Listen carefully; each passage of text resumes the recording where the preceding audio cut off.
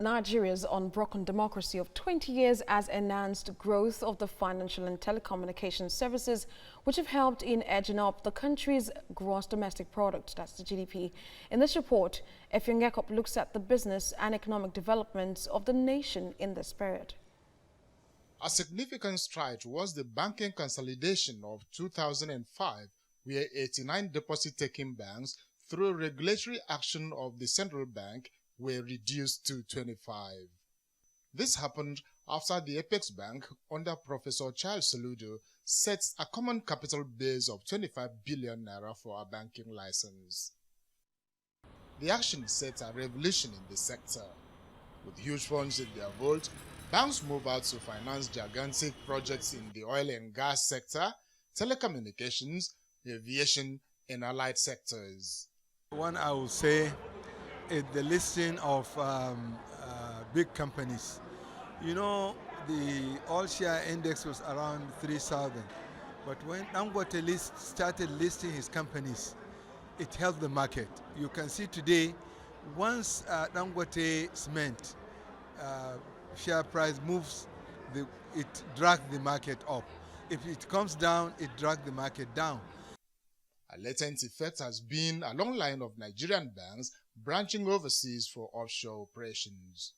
The listing of 3 companies from the Dangote Group created a big difference in the nation's stock markets. There are so many things that have happened in the market in the last 20 years. The banking consolidation that led to tremendous activity in the markets, significant listings of banks, and by extension, other financial institutions such as insurance companies and the rest. We've also seen significant democratization of the stock market as a lot of new people came into the market during this period.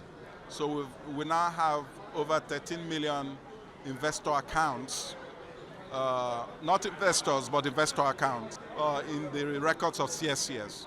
2 Nigerian firms, Owando and Seplat, carried the wave of listings to Johannesburg and London stock exchanges. In the maritime sector, more cargo vessels now berth on our shores. Although poor infrastructure and the lack of enabling policies have negatively affected operations in the port after concessions. The last 20 years we have seen some development. It has been better than what it was in the last 20 years. The pace of the development is not as we wish. We believe that there is a lot of room for improvement. The democratic dispensation also brought into Nigeria the $21 billion telecom sector promoted by the administration of former President Olusegun Obasanjo. From less than 3,000 telephone lines in 1999, Nigeria now has estimated 174 million active mobile phones. The nation's aviation sector, however, remains unattractive during the period. The absence of a national carrier and subsequent closures of businesses by many private airlines only create markets for foreign airlines. Other challenges in the sector include poor infrastructure, high cost of aviation fuel, and low value of the naira, increasing cost of doing business in the entire sector. The problems we faced regarding fuel, both the scarcity, the availability, and the price. The current government, the minister has been in discussions with us, the airlines, and there's been discussions on how to work on either making availability of the fuel, jet fuel, better.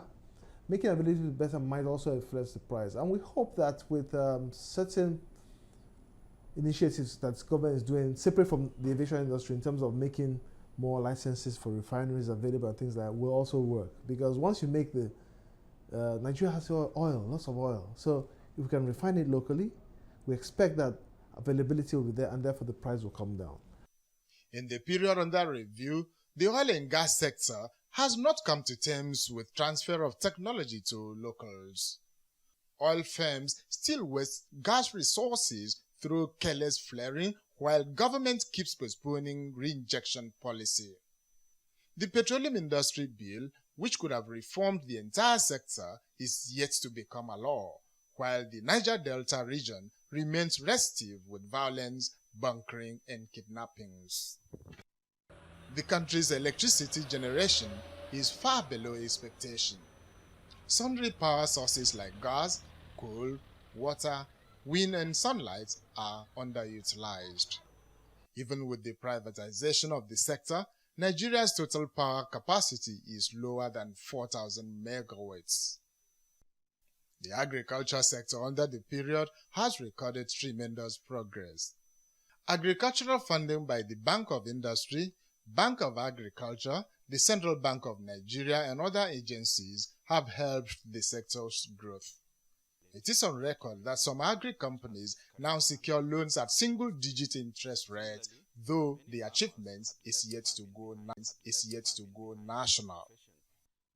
The Nigerian economy, rated the biggest and largest in Africa, however suffers from poor export base, denying the country more than its fair share of dollar earnings in international trade.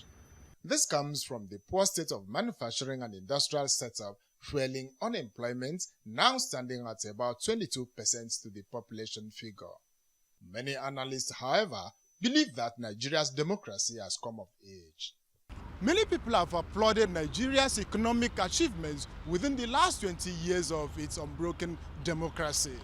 They say that access to loans by small-scale entrepreneurs ought to be broadened, and again, electricity should be sustained for meaningful productivity in the economy. Ifyong Ekop, TVC News, Lagos.